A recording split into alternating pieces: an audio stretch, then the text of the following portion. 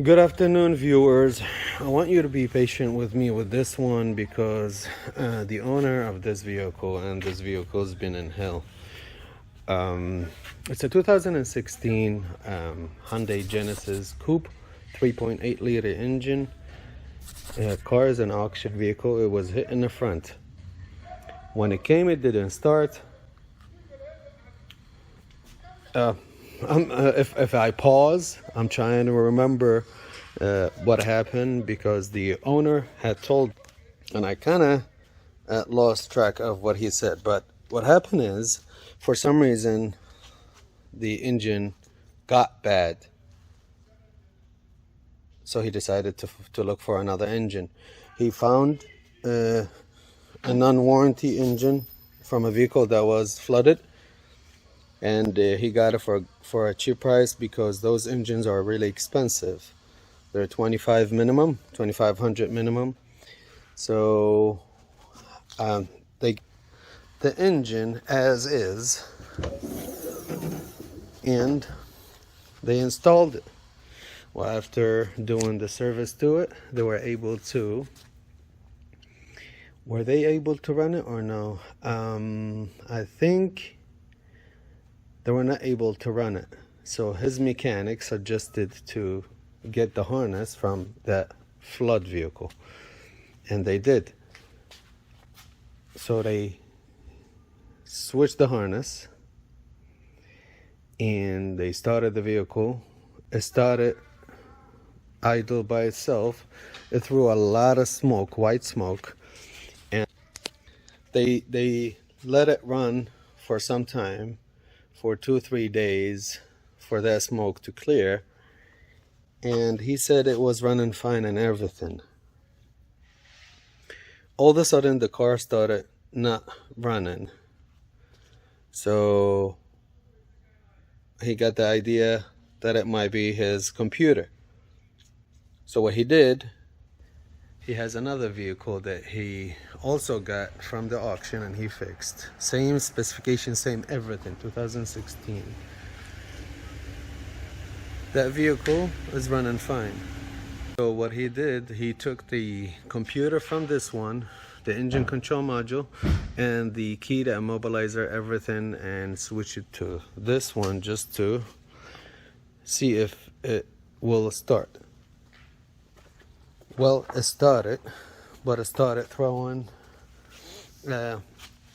coil codes, misfire, primary and secondary ignition codes.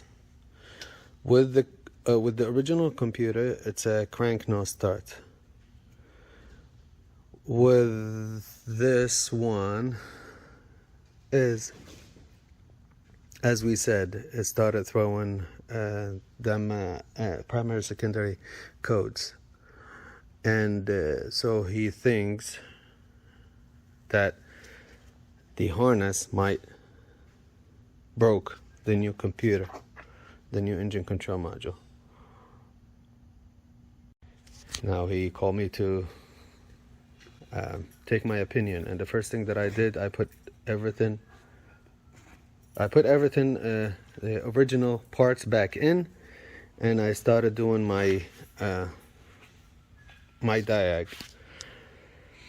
The first thing that I noticed, the auto was able to identify the vehicle, the VIN number correctly. One thing, those computers, you will be able to write the VIN only one time. So every time you break a computer, you have to get another one. You cannot get used when you have to get a new one. So when he switched that computer here, it was running, the car was running fine. The only thing, there's a mismatch code for that VIN number, different VIN number. And now what I did, I put back the original VIN. I plugged my scanner. I was able to read the VIN, read the engine control module automatically, and I scanned the vehicle. All the modules came alive, including the engine control module. And what's weird, it had no codes. So I'm like, okay. Cranked, the car crank, no start. The other weird thing, no matter how long I crank it, and it doesn't throw any code. There's no codes whatsoever. What else did we do here? So I started thinking, he wanted to know what the owner wanted to know, what would fix the vehicle, because he has all the parts for the front. He has the whole front ready to be installed. All his issue is electric. So sometimes not knowing is better than knowing. And I told him, what I'm gonna do, I'm gonna forget everything you said. And if I had just entered your place and did my diag without your story, the first thing probably I would investigate is timing,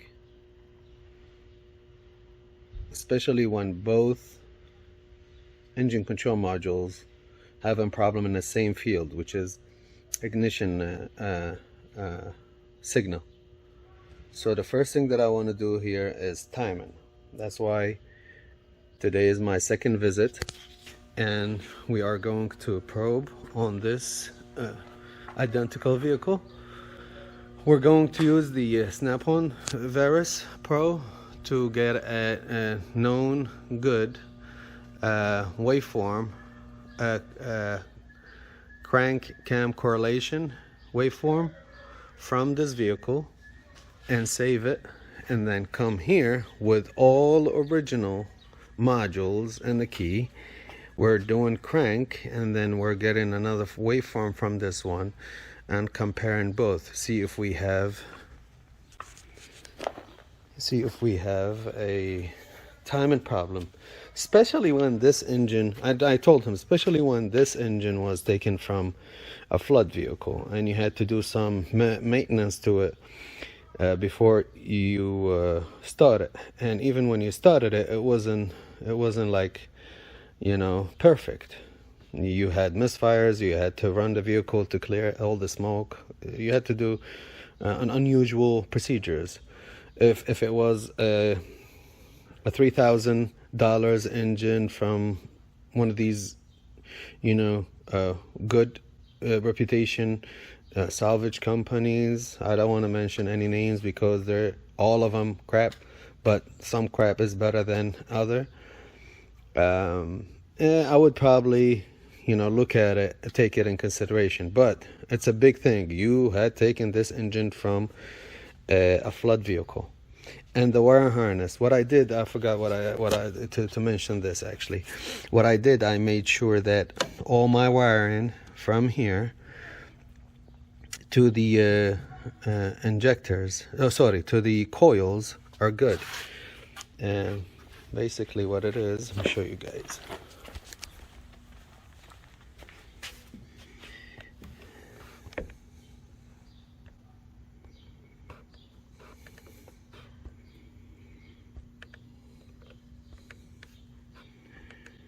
So, no, not this one.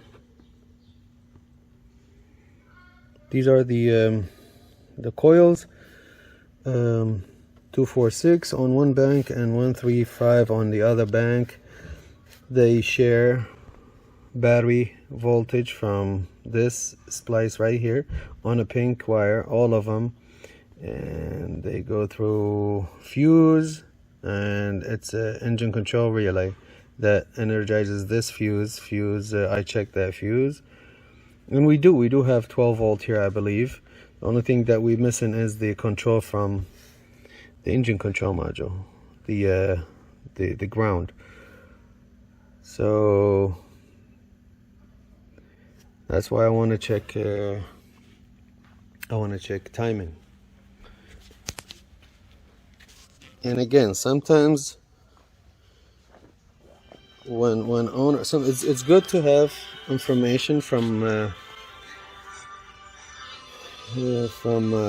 vehicle owners, but sometimes that information will put you in the same hole that they are in, and instead of coming out of that hole, you will start digging with them, make that hole bigger and bigger and bigger.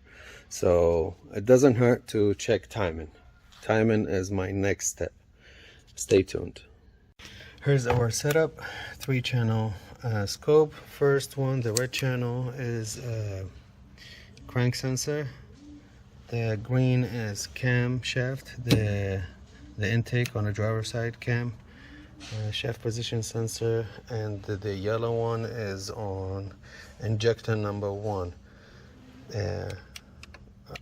I wasn't gonna use the coil because over there we have a problem on the coil signal. So what we're doing here, we're doing injector, and hopefully over there we have injector a sync, so we can compare both. شغل على راحتها بدون بنزين اعتيادي.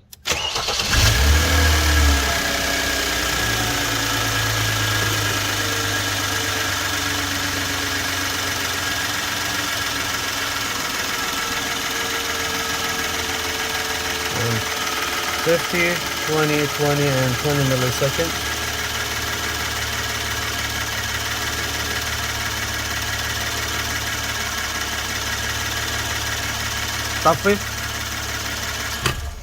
This is the best that we could come up with from this scope, and every time I zoom out it's getting fuzzy, so I'm gonna use this. So every other one is here, 2, 3, 2 big ones, 3 small ones.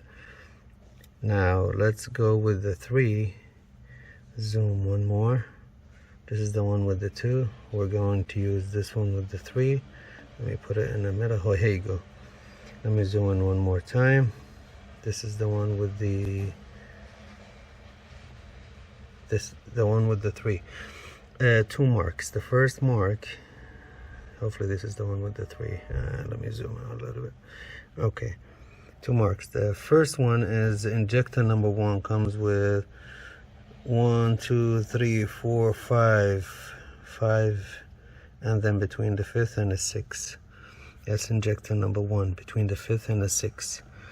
And here the last up, if you want to call it, the drop is right at the end of the one before the last.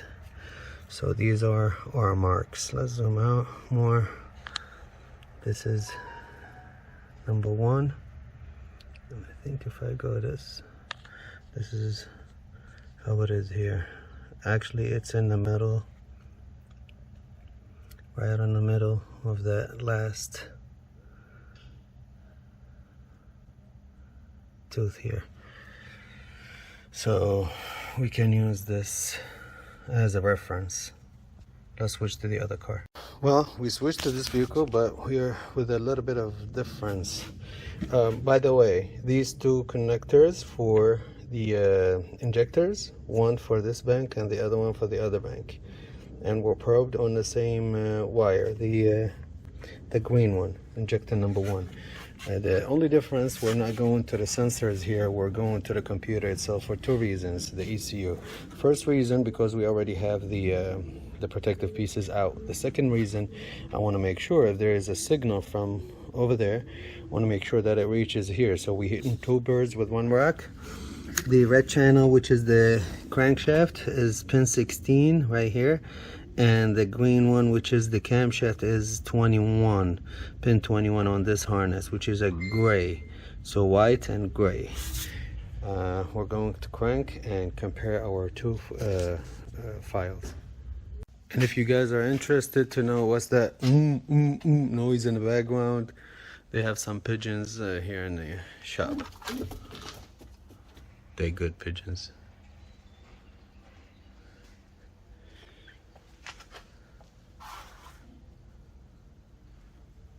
Right, back to work. Crank it.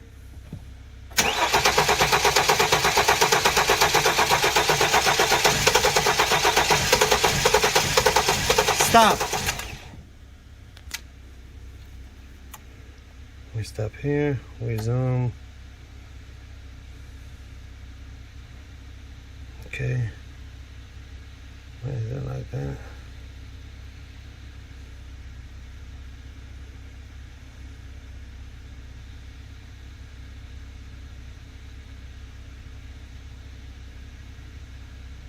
I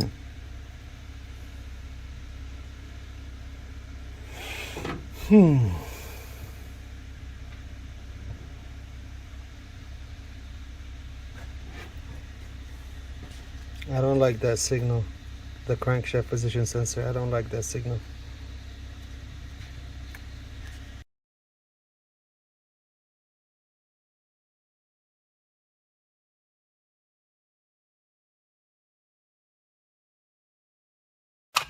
All right, moment of truth. We have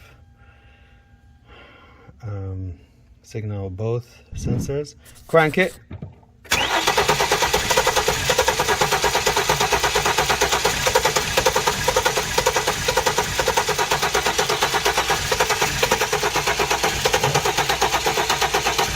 Stop. All right, my observation. Same results with the good sensor. I wanted to see if we have this to mention it to you guys. You see how minimum maximum of that signal coming from the crankshaft position sensor. Minimum is 0, maximum is, what's that, 5. With the other one, see if I can pull it. Data manager. Genesis bad, Genesis good. With this one, I'll show you guys. Minimum about -2, maximum is 6. That's a known good. I need to see this from the CKP in order for me to condemn the engine control module. But with a car that is able to identify itself when a scanner connect to it, and I have a check engine light on, I mean not on for, but you know, when you put the key on, you have a check engine light, and I don't have any codes. I cannot say this is a bad one. He was told that this is a bad one. This is not a, you cannot say this is a bad one with this signal. You need a good signal. I think his problem is mechanical. I mean, I'm gonna post the video. If you guys have any clue what's going on here, I would really appreciate some advice. We all can learn from this situation. But if my sink, if this injector pulse happening correctly, that's way off. That's way off. Remember, this was here. Where was it? Between here, between. I'll show you here.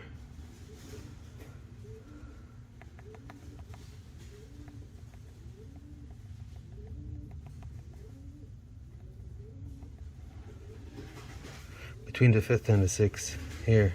This should be here somewhere.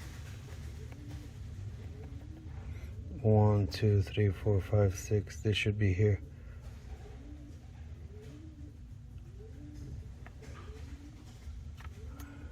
Alright, it's mechanical, it's not electrical. One other thing I mentioned to the owner, which I don't like, really don't like. You see where the injector number 1 is firing here? We said 5th, between 5th and 6th tooth on our car. What's going on here? It's happening way off. So this one should be here.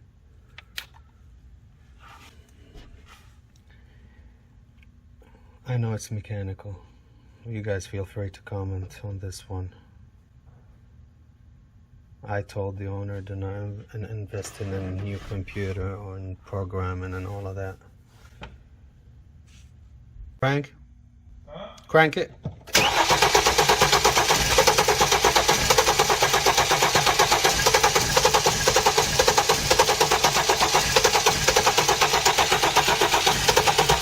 Stop.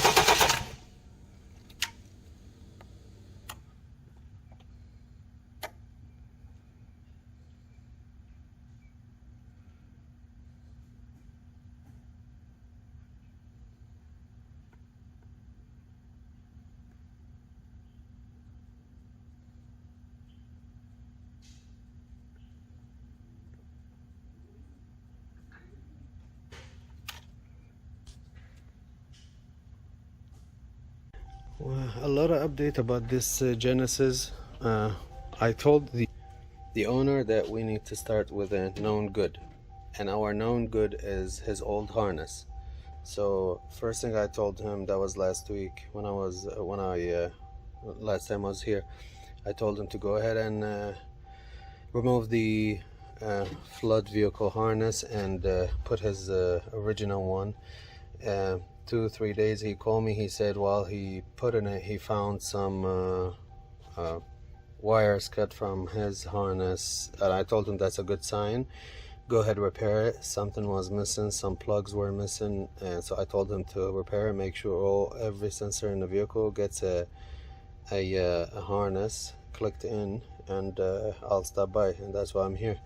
Now he has the let's call it set B. Set A is the original computer with the immobilizer and some other modules that he grabbed. It's 4 of them he replaced all the time. He doesn't need to program, no keys or nothing. He has like a key, a computer, a immobilizer, and some 2 more modules that he replaces in 5 minutes usually. So right now we're dealing with set B. Set B, that one that he took from the silver one, which by the way he sold. So that's what we're gonna do, but at least we got a known good waveform from it. And I asked him what did he start it. He said yes, he started it, and it's doing the same thing with the flood harness. So what we're gonna do right now, we're gonna probe again and see if we have a good cam crank signal. This time I'm doing something different. I'm checking all 4 camshaft position sensors, 2 exhaust and 2 intake. I'm checking all 4 of them for powers and grounds and signal, power, ground, and signal. And I'm still checking to see if the crankshaft position sensor is giving us any signal on that which wire was it? The CKP high, pin 18, the white one. I want to show you guys what I did before we crank it. I went ahead and created a file, and I put the pin number, all of them by the way on the same harness, so I deleted the harness and number, the color, what it is, and the value we're going to get on the scope, and is it a good value for us or not. The last 2 are the CKP high and low. Couple of things. I'm going to use an LED light, test light, sorry, to check the grounds going to the sensors from the computer, and the powers and the signals. I'm going to use the scope, and we have this table also that will tell us values, ignition off, ignition on, so we can compare good and bad values with this, like sensor power plus 5 volt right here on this pin 5, which is definitely we have right here in 2 spots, intake power, bank 1, and bank 2 exhaust power. So I'll be back with some numbers for you guys. So I checked grounds, and I also used the voltmeter, and I checked the first power, which is pin number 5, was good, 4.9 with key on, key off, wait for probably 7 seconds and it goes to 0. And I jumped to 73, which is the right here, CMP bank 1 exhaust power, and the bank 2 intake power, 73. Problem is I have 12 volt here. I have 12 volt on 73. Let me just make sure that I am on 73. Again, right here, based on this, 73 should be 4.7 to 5.2 volts, just like the other sensors, but it's not. It's giving us 12.1. And I was just talking to the owner, and I told him that's why on this set B, let's go, we called it set B, that's why on set B the car starts and shake That might be the reason why. And it's not starting on set A. We will plug set A after this and we'll check it out, see what we get, what values we get from it. We're going 3 channels. Green CMP signal, yellow is the low CKP, and red is high CKP, all on 20 volt 200 millisecond. شغل.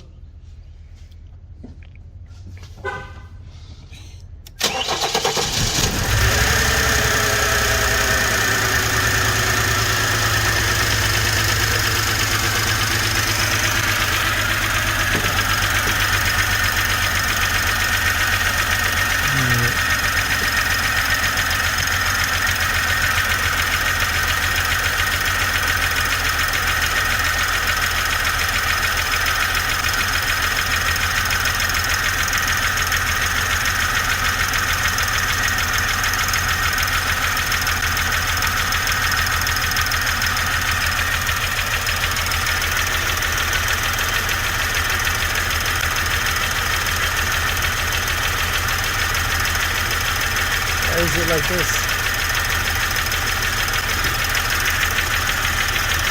Let me stop, save it.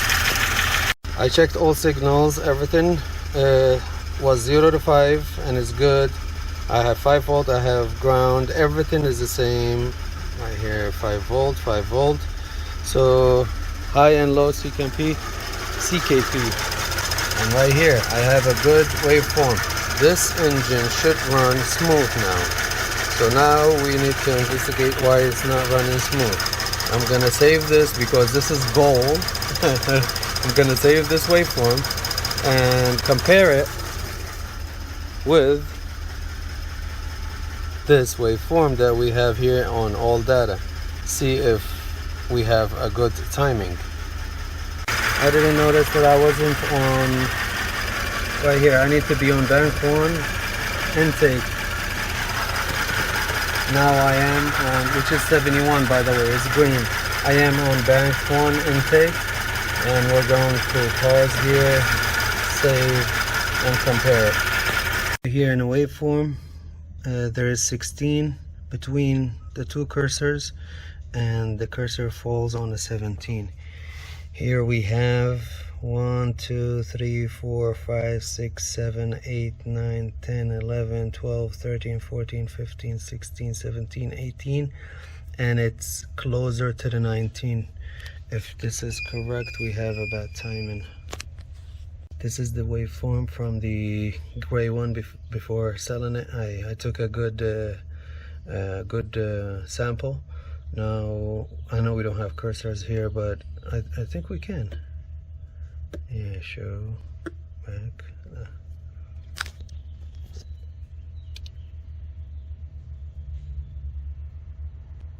So right here, and this one right here, right here. So between them we have 1, 2, 3, 4, 5, 6, 7, 8, 9, 10, 11, 12, 13, 14, 15, 16, and it falls on the 17. This is good. This is like this one. We have that timing in this car. I'm here at the mechanic shop that is doing the mechanical part of it. This is the Hyundai Genesis, and this is definitely the last video. Definitely. I just wanted to give you guys a proof that it was a timing. After I told the owner that it's the timing, he had doubts. He took it to again to a mechanic, which is here, and they opened the engine and they found out that the timing was off. Thank you guys for watching, and if you like content like this, please like, share, and subscribe, and hit that little notification to get notified about videos like this. I really appreciate it.